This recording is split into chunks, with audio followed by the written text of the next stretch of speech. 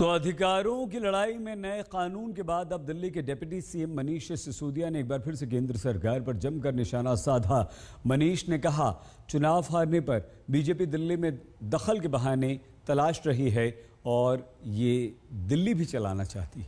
हमारे संवाददाता आशुतोष ने मनीष सिसोदिया डिप्टी सीएम दिल्ली से बातचीत की। दिल्ली के उप मुख्यमंत्री मनीष सिसोदिया हमारे साथ हैं। आगे क्या, हम ये सारा जो जंग था, ये दंगल था, वो पहले देख चुके हैं, आगे अब क्या होगा?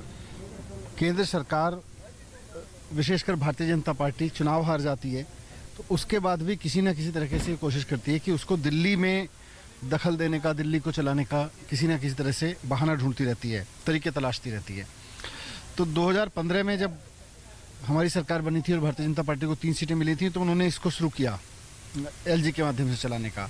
फिर सुप्रीम कोर्ट ने जाके कह दिया, भाई चुनी हुई सरकार ही सरकार है, किसी भी राज्य में चुनी हुई सरकार ही सरकार होगी। दिल्ली के मामलों में सरकार चुनी हुई सरकार ही होगी, लेकिन 3 विषयों पर इनको हक नहीं है कुछ डिसीजन लेने का, police, land and public order.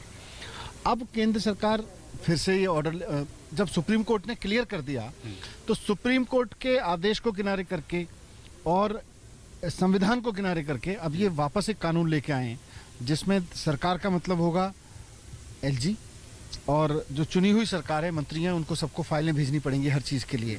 तो मतलब अब हमको मोहल्ला क्लिनिक बनाने हैं तो फाइल एलजी के पास जाएगी। आपको याद होगा पहले कितने झगड़े होते थे। सीसीटीवी लगाने तो एलजी तय करेंगे, डोर स्टेप डिलीवरी करनी है तो एलजी तय करेंगे, महिलाओं के लिए बस फ्री करनी है तो एलजी तय करेंगे, पानी फ्री देना है, बिजली फ्री देनी है तो एलजी तय करेंगे। तो हम हर चीज़ हमको एलजी के पास भेजनी पड़ेगी और सरकार का मतलब हो गया एलजी।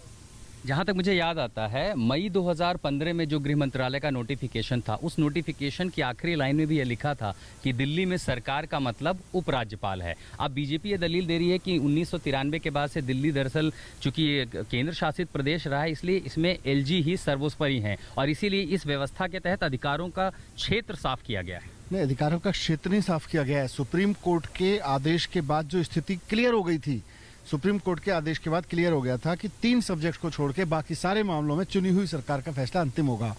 सुप्रीम कोर्ट ने अपने फैसले में क्लियर लिख रखा है कि चुनी हुई सरकार को मंजूरी लेने की जरूरत नहीं है एलजी से। अब ये वापस लेके आ रहे हैं, नहीं आपको हर फाइल भेजनी पड़ेगी और सरकार का मतलब हो गया ये। सुप्रीम कोर्ट का फैसला साफ साफ कहता है कि संविधान बहुत स्पष्ट है इस बारे में।